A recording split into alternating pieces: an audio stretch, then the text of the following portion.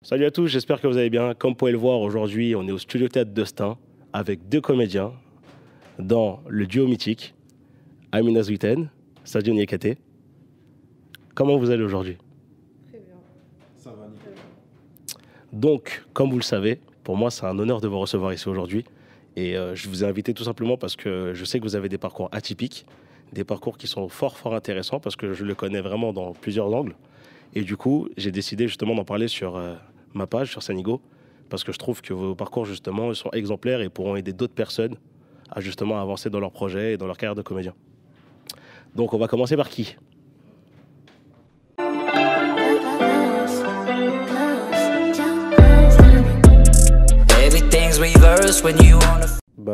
Tout d'abord, un grand merci à toi pour l'invitation. Merci Joe Bibi. Toi et moi, on se connaît déjà, donc voilà. Et du coup, je vais me présenter. Moi, c'est Sadio Niakate. Je suis comédien, réalisateur, modèle photo. Je fais un petit peu de musique aussi. Et voilà, c'est déjà pas mal comme palette, je pense. Merci, Chauvilal, de m'avoir invité. C'est un honneur pour moi d'être reçu avec Sadio, homme pluridisciplinaire, et toi également. Alors moi, je m'appelle Amina Zwiten, je suis comédienne et actrice. J'ai grandi à La Courneuve et à Bobigny. Et maintenant, j'exerce le métier d'actrice. Qu'est-ce qui vous a donné vraiment cette envie de vous lancer dans le théâtre? Alors, moi, ce qui m'a donné envie de me lancer dans le théâtre, c'est que déjà, pour commencer, j'ai pas eu le choix, en vrai. Parce que mon parcours, il a commencé par la photo. J'étais modèle photo et j'enchaînais les shootings, etc. Et suite à ça, en fait, j'ai fait la rencontre de mon agent. Et il m'a fait passer des essais et c'est suite à ça, en fait, qu'il m'a fait rentrer dans l'agence. Sauf qu'au bout d'un moment, après plusieurs castings, mon niveau en termes de jeu, etc., ça évoluait pas. Donc il m'a dit de prendre des cours de théâtre. Et j'étais encore dans ma période rebelle. Donc je lui ai dit, écoute, moi, les cours de théâtre, j'en prendrai pas. Parce que c'est un truc de... Voilà. J'ai donné un nom d'oiseau. Je vais dire les termes. La réponse que je lui avais dit ce jour-là, c'était non, moi je prends. J'étais dans ma période ghetto. Je lui disais non, moi je prends pas des cours de théâtre. C'est un truc pour les PD. Bon, entre-temps, je suis pas devenu PD, mais j'ai kiffé le théâtre, tu vois. Genre, j'ai commencé à prendre des cours de théâtre. C'était compliqué pour moi parce que le temps, l'assimilation, et j'étais avec des personnes que j'avais pas l'habitude de voir. Je suis sorti de ma zone de confort entre guillemets. Et voilà, finalement, j'ai commencé à aimer le théâtre et à en faire régulièrement. On a monté une pièce à la fin de l'année. Et c'est comme ça que j'ai été amené à faire du théâtre.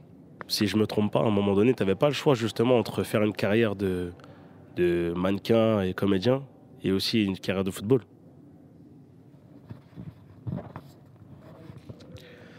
Bon, tu connais mon parcours, toi, donc tu arrives même à choper des informations que moi, j'ai plus forcément en tête. Mais effectivement, j'avais un choix qui était entre le foot et être acteur. En termes de foot, normalement, je devais aller à Los Angeles Galaxy faire des essais dans le foot. Et j'ai fait le choix de rester ici, même si j'aurais peut-être pu tenter quelque chose là-bas. Mais j'ai quand même fait le choix de rester ici et de me concentrer sur mon jeu d'acteur et sur la comédie. Donc toi, Amina, tu décides de te lancer dans le théâtre à 15 ans. Oui, j'ai commencé le théâtre à 15 ans, mais je faisais déjà une pratique artistique. Je faisais du violon. J'avais commencé à l'âge de 6 ans. C'était mes parents qui m'avaient inscrite au conservatoire de La Courneuve-Aubervilliers au cours d'éveil musical. Et donc c'est hyper intéressant. D'ailleurs, je conseille aux jeunes parents de faire ça pour leurs enfants. Donc on découvrait plein d'instruments, on chantait, on dansait également. Et j'avais découvert le violon, donc j'avais aimé cet instrument. Et j'en ai fait pendant 12 ans. Et en fait, je suis de nature très introvertie, très timide. Et déjà petite, je parlais pas beaucoup, j'avais pas beaucoup d'amis, je me mélangeais pas beaucoup non plus. Et ma maman a décidé de m'inscrire à des cours de théâtre pour un peu me libérer ma parole et m'aider à m'ouvrir au monde et à moi-même. Donc à l'âge de 15 ans, j'ai pris des cours de théâtre dans une compagnie qui s'appelle la Compagnie Étincelle à Aubervilliers. Et j'ai adoré. Enfin, C'était un endroit où je me sentais bien. J'ai découvert des personnes que j'aurais jamais rencontrées dans un autre cadre. Et ça a commencé, j'ai continué, j'y ai pris goût, j'ai arrêté le violon et je me suis consacrée uniquement au théâtre. Et depuis lors, j'ai continué. Depuis très jeune, tu es dans l'artistique. C'est ça? Et du coup, tu as déjà pensé à assimiler les deux? Genre à faire, je sais pas, peut-être une pièce de théâtre où tu mets aussi en avant le violon. D'ailleurs, tu sais toujours en jouer. Je pense que ça se perd pas, hein, c'est comme le vélo. Non, c'est pas comme le vélo. Ah non, non, non. Je pense que si je m'y remets, je pourrais arriver à peut-être atteindre le niveau que j'avais. Et encore, c'est une pratique qui demande beaucoup de travail et beaucoup d'heures consacrées à ça. C'est un instrument précis et les fausses notes peuvent faire très mal aux oreilles. Mais si jamais, pour l'instant, j'ai pas trop l'envie de reprendre. Mais si l'envie revient, je le ferai. J'ai appris un autre instrument, j'ai appris le piano, parce que j'avais envie d'en apprendre. Donc, mêler un jour le théâtre et la musique, pourquoi pas. Après, ça fait partie de ma vie. Je chante, j'aime la musique. Enfin, tout ça, ça fait partie de moi, quoi qu'il arrive. Oh, en vrai, tout à l'heure, tu t'es présentée, tu as dit oui, je suis comédienne, mais en vrai, tu fais plein de choses. Oui, j'ai des pratiques à côté, mais c'est pas non plus des domaines où je me considère comme, pas experte, mais assez qualifiée pour pouvoir montrer un travail conséquent. Donc je vais pas me présenter en tant que violoniste, tu vois. J'ai fait du violon, mais je suis pas violoniste actuelle. Et j'ai fait aussi du piano. Je suis pas pianiste 100%, quoi. Pianiste amatrice, violoniste amatrice. Ok, du coup, j'enchaîne sur la deuxième question. Dans votre vie en règle générale, qu'est-ce que ça vous a apporté le théâtre, tout simplement dans votre quotidien? Moi, le théâtre, ce que ça m'a apporté dans ma vie, c'est déjà une plus grande ouverture d'esprit. Ça m'a permis aussi d'extérioriser, parce que je me suis rendu compte que je gardais énormément de choses en moi, et j'avais pas, et même à travers le foot, j'arrivais pas à faire ressortir ça. Donc le théâtre, ça m'a beaucoup aidé à ce niveau-là.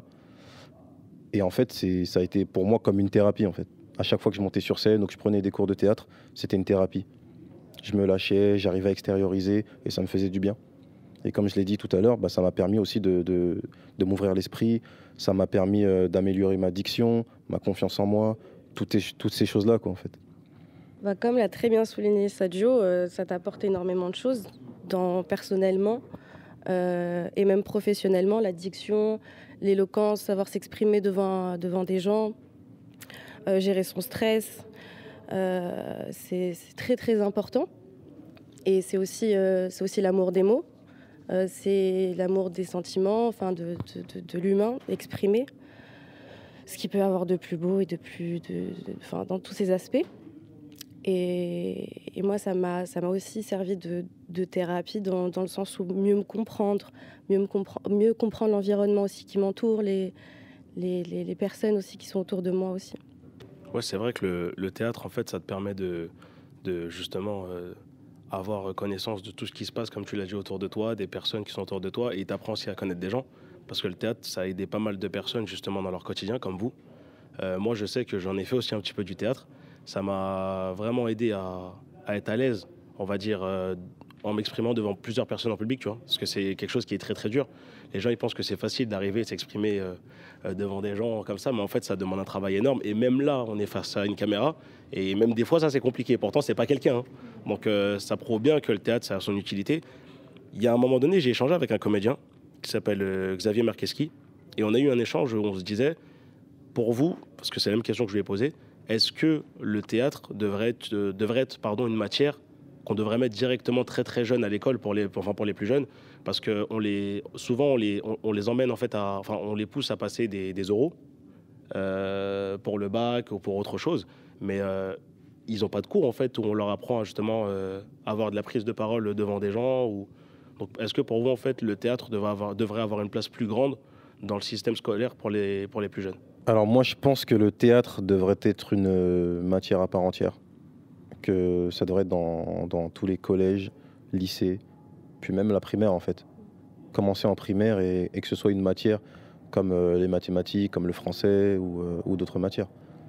Et ça fait un moment que je pense à ça. Et même avant que tu poses la question, j'étais en train de me dire ça en tête. Et du coup, ouais. Ça devrait pas être obligatoire, mais ça devrait être une matière qu'on proposerait. Ah bah oui, totalement. Déjà, ça peut permettre à de jeunes enfants de gérer leurs émotions, d'apprendre à se concentrer, à apprendre des textes, du vocabulaire, de la culture générale. Enfin, c'est à travailler en groupe aussi. Je pense que ça peut être que de bonnes choses à apprendre à de jeunes enfants. Et ouais, c'est ça. Puis tout ce qui est lié au théâtre, le fait de se concentrer, de méditer, de se recentrer aussi, c'est important. Bah après, je me dis que c'est important en fait dans tous les cas parce que même pour des personnes qui visent justement des métiers à haute responsabilité, forcément, quand tu dois gérer une équipe, quand tu dois gérer toute une entreprise, tu es forcément obligé à un moment donné de t'exprimer devant des gens. Donc je pense que le théâtre a toute son importance en fait dans tout ça. Quand vous avez commencé le théâtre, on est d'accord que vous êtes tous les deux issus de la banlieue parisienne. On connaît un peu les quartiers chauds, comment ça se passe, comme tu le disais tout à l'heure, par rapport au fait de faire du théâtre. Moi, je sais que souvent, quand on a l'exemple avec Tanguy Office, qui est justement de couleur noire, qui s'exprime super bien. Et généralement, quand un Renoir ou un Rebeu s'exprime bien, issu de la banlieue, on a tendance en fait à dire que c'est soit un bounty ou un vendu. Et du coup, est-ce que vous êtes passé par ça? Et si vous deviez donner votre avis par rapport à ça, ça serait quoi? Alors, effectivement, moi, je suis passé par là. J'ai eu cette période de transition où j'étais le cliché du mec de cité, jogging toute la journée, enfin voilà, on connaît le cliché. J'étais dans ça et quand j'ai basculé dans le théâtre, du coup, forcément, j'ai fait un travail sur ma diction, sur ma façon de parler. Et quand les potes ont remarqué ce changement et que je faisais du théâtre, bah, du coup, j'étais appelé le mec qui fait le babtou, le bounty, etc. C'était pas forcément méchant, c'était inconscient, mais, euh, mais voilà, c'était ça, les surnoms, etc. Et moi, ça commençait à me fatiguer parce que voilà, c'est pas parce que tu fais du théâtre ou parce que tu travailles ta diction, ta façon de parler, ta posture, etc., que forcément tu changes de couleur ou tu changes de. Moi, je pense que le problème dans tout ça, c'est juste l'ouverture d'esprit. Non, je suis d'accord avec ce que tu dis parce que pour moi, en fait, le fait de savoir s'exprimer ou bien parler, en fait, ça n'a pas de couleur, tout simplement. Alors moi, comme j'ai commencé le violon très jeune, donc je me suis souvent baladée avec ma boîte au dos. Donc c'est vrai que parfois, je pouvais entendre des réflexions par rapport à ça, parce que ça pouvait intriguer. C'était une grosse boîte rectangulaire, voilà. Mais en soi, je m'en fichais. Je me suis constitué un cercle autour du théâtre, au Conservatoire de Bobigny. Et quand je suis partie sur Paris prendre des cours de théâtre, je suis arrivée dans un groupe où vraiment ça n'avait rien à voir avec ce que j'avais connu. Et c'est vrai que je ne me suis pas sentie très à l'aise. Je me retrouvais pas, je m'y retrouvais pas. Mais est-ce que c'est le fait que tu viennes de banlieue? Est-ce que ça a été une barrière psychologique quand tu es arrivé là-bas? Ou est-ce que c'est vraiment eux qui t'ont fait ressentir que tu venais pas du même milieu qu'eux, donc il y a eu cette impression de rejet? Moi, je crois que c'est moi-même. C'est moi-même qui me suis, parce que j'avais jamais été confrontée à ça. Donc c'était nouveau et j'avais pas de repères. Et du coup, ma première réaction, ça a été de rester en retrait et d'observer et de pas trop me mélanger. Mais ça, c'est propre à, on va dire, à ma personnalité, mon caractère. Et mais j'ai pas senti de leur part quoi que réflexion ou autre. Après, c'est vrai que parfois, on va dire, dans mes amis en banlieue ou quoi, quand je m'exprimais d'une manière avec du vocabulaire ou autre, je pouvais avoir des petites réflexions, mais c'était plutôt du chambrage pour me faire, enfin, pour me clasher ou quoi. Après, moi, j'aime bien parfois bien m'exprimer, avoir du vocabulaire. Je trouve ça très plaisant, très marrant de jouer avec les mots. Et puis, oui, j'ai le droit. Et puis, on le fait beaucoup, mine de rien, ici. Enfin, autour de moi, on a vraiment des arts dans la manière de maîtriser les mots. Mais après, non, pas plus que ça. J'ai pas senti personnellement, moi, de pression ou de de moquerie par rapport à ma pratique du théâtre? Moi, par exemple, l'exemple que j'ai dans mon quotidien, c'est qu'avant, par exemple, quand j'allais sur Paris ou quand j'arrive dans des milieux qui étaient différents du mien, parce qu'on parle, là, on parle vraiment de quand tu viens de la banlieue et que tu sors un petit peu de la banlieue, on a souvent tendance à se dire que les gens, ils nous rejettent ou qu'ils nous aiment pas parce qu'on vient de banlieue. Je ne sais pas si ça vient du système qui met cette image de la banlieue justement un peu en retrait par rapport à tout le reste. Je ne sais pas d'où ça vient, mais c'est vrai que souvent en banlieue, on a tendance à avoir des barrières psychologiques qui nous empêchent en fait d'avancer. Et comme tu le disais, tu vois, s'exprimer en fait, c'est quelque chose de normal. Mais tu vois, nous, des fois, on se pose, on est en mode, on se dit, bah ouais, en fait, c'est pas. Tu sais, le fait de bien s'exprimer, on dirait que c'est pas. En gros, on n'a pas le droit de le faire. Je pense que c'est plus une barrière psychologique. Après ça, je crois que tu voulais rebondir sur quelque chose. Du coup, on a parlé du côté banlieue, du côté est-ce qu'on est pris pour un vendu ou etc. Par rapport à nos parcours. Bah là, je vais parler par rapport à moi, une petite anecdote. Moi, quand je suis arrivé dans le théâtre, par exemple, j'ai été confronté à du coup des moqueries, ouais. Un type de personnes des types de personnes que je fréquentais pas habituellement. Et du coup, au théâtre, il y a un truc qui s'appelle le noir. C'est entre chaque scène. Il y a un truc qui s'appelle le noir. Et dès que la prof disait à ce moment-là noir, il y en a qui disaient ah Sadio, ah, ah, ah. Tu vois ce genre de blague. Du coup, au début, je disais rien, je prenais sur moi, etc. Et ce qui s'est passé, c'est que il a fallu que je menace tout le monde pour qu'on arrête et pour en vrai, qu'on me respecte au bout d'un moment. Parce que je pouvais plus les blagues comme ça. Une fois, je disais rien, deux fois, je dis rien, trois fois, tu dis rien, mais après, ça devient récurrent. Et donc là, j'ai dû menacer tout le monde et c'est ce qui s'est passé au bout du compte. Mais je m'entendais bien avec eux, hein. Tout le monde s'entendait bien, etc. Mais c'est juste que ils faisaient des blagues, mais ils pensaient pas que ça allait me toucher, quoi. Ils pensaient pas que ça allait me toucher, et puis voilà. Donc voilà ce qui s'est passé, c'était la petite anecdote. Et après ça, tout a été correct, tout s'est bien passé. Il n'y avait plus de blagues à caractère raciste, parce que bon, pour moi, ça en était, hein. C'était des blagues à caractère raciste. Après, on va quand même préciser que tout le monde n'est pas comme ça dans le théâtre. C'est quand même important de le dire. Mais c'est vraiment ton anecdote. Ouais, non, mais quelque chose que je comprends totalement. Et pour moi, c'est quelque chose qui n'est pas normal. Et bah, c'est surtout qu'en fait, c'est des blagues d'un niveau faible, en fait, tu vois. Dire que je pense qu'à une époque, c'était drôle. Tu vois, de dire, ah, il y a un noir, ah, on ne te voit pas dans le noir. Ouais, au bout d'un moment, c'est marrant, mais bah, en fait, arrivé à un certain temps, ça passe plus, tu vois. Je pense qu'on a évolué.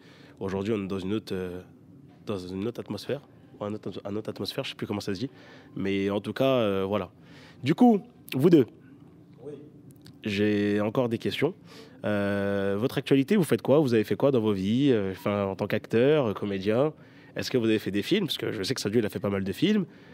Amina, je sais qu'elle a fait La Modeste, mais elle a aussi fait pas mal de pièces. Aussi, tu as fait des pièces de théâtre, tu as fait pas mal de scènes, effectivement. Concernant mon parcours, c'est vrai que j'ai fait énormément de choses. Je me suis mis même, il n'y a pas longtemps, à lister toutes les choses que j'ai fait, sur ton conseil d'ailleurs, parce que tu connais plus ma vie que moi, j'ai l'impression. Vraiment, j'ai fait énormément de choses, même énormément de petites choses, mais au bout du compte, ça fait de très très grandes choses. J'ai tourné avec des artistes internationaux comme Pharrell Williams, avec qui j'ai fait une pub Chanel, comme le regretté Virgil Abloh, avec qui j'ai fait une pub Off-White. J'ai tourné avec Camille Cotin, avec énormément de personnes, hein. La bande à Fifi, enfin Philippe Lachaud. J'ai fait du théâtre. On a pu me voir aussi dans la pièce Beaumaillé d'Abraham Touré. J'ai fait énormément de choses du coup. Et maintenant, aujourd'hui, je suis aussi prof de théâtre. Je donne des cours à des lycéens, des collégiens, des plus jeunes. Je suis aussi, entre guillemets, on va dire, agent et coach. Je touche un peu à tout. J'ai pu coacher une petite de mon quartier.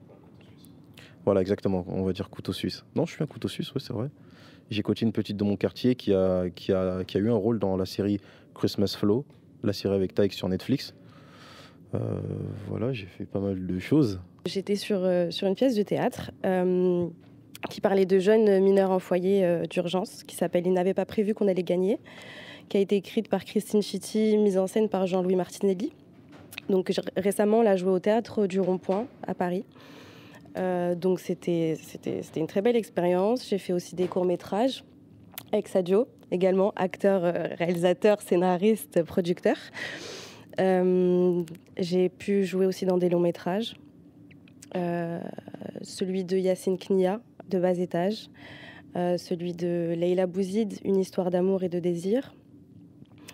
Une série également de Salif Cissé qui s'appelle Couronne, qui est disponible sur Pickle TV, qui est je crois que la plateforme streaming de Orange. Couronne, qui a été écrite par Salif, il joue également dedans, qui est un comédien extraordinaire de La Courneuve.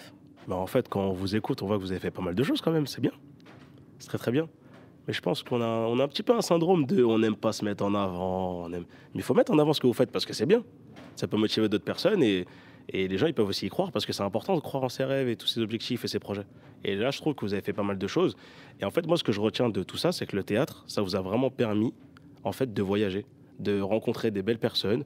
Ça vous a apporté une expérience et ça vous a surtout aussi apporté en fait, des belles choses dans vos vies. Parce qu'au final, je pense que quand vous sortez de scène ou quand vous sortez d'une scène ou d'un court-métrage, la sensation elle est incroyable. Je me rappelle, Sadio, un jour on s'était appelé, quand tu avais repris les courts-métrages, tu étais comme un enfant. Et c'est ça qu'on veut voir briller justement, cette âme d'enfant, il ne faut jamais la perdre. Parce que c'est vraiment important de la garder. Et comme j'ai dit, n'hésitez pas à mettre en avant ce que vous faites parce que si vous dites rien, on ne peut pas le savoir. Et c'est important parce qu'on fait aussi vous donner de la force. Et c'est cool, ça fait plaisir d'entendre tout ça. Du coup, est-ce qu'il y a un petit mot de fin, un petit conseil que vous voulez dire ? Non,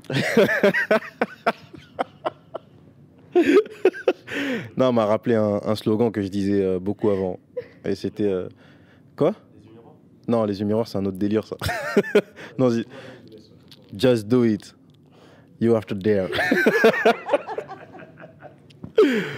Non, mais déjà un petit mot déjà pour Amina, parce que c'est une fille avec qui j'ai pu bosser et qui a un très très gros potentiel et qui a un très grand cœur aussi. Donc c'est un honneur déjà pour moi de faire cette interview à ses côtés. Et voilà. Un grand merci à toi, Amina. Merci, Sadio. Ça va pleurer. Et un mot que je répète souvent quand je finis les cours de théâtre avec les jeunes que j'ai, qui trouvent aussi une sorte d'échappatoire à ces cours. Je leur dis souvent, vous pouvez être ce que vous voulez, vous pouvez devenir ce que vous voulez. C'est des mots qu'on entend tout le temps, mais il faut en être conscient. Vous pouvez être ce que vous voulez. Allez au bout de vos rêves. N'écoutez pas trop ce que disent les gens. Prenez le positif, vous jetez le négatif, mais allez au bout de vos rêves. Vous n'aurez pas de regrets plus tard. Au moins, vous direz, j'ai fait ça. Il y a 40 ans, vous ne direz pas, merde, ça, je ne l'ai pas fait, ça, je ne l'ai pas fait, j'ai des regrets, donc je vais devenir un hater. Et je vais mettre des commentaires et dire, ça, c'est nul, ça, c'est à chier, ça, c'est ceci, c'est cela. Non, exactement. Donc voilà, c'est un mot que je répète souvent aux plus jeunes. Ce que tu as dit, garder son côté enfant, c'est très très important. Et je pense que si justement ça, on l'enferme, on le bloque, on l'oublie, on vit pas et on est juste spectateur de sa vie. Et si on a une passion, si on a un rêve, si on a un objectif, un projet, quel qu'il soit, quelque chose qui nous fait nous lever ou juste on se sent bien dedans, il faut y aller.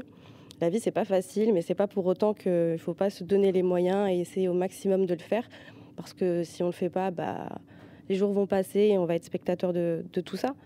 Et ça serait tellement... C'est dommage. C'est dommage parce que on est là.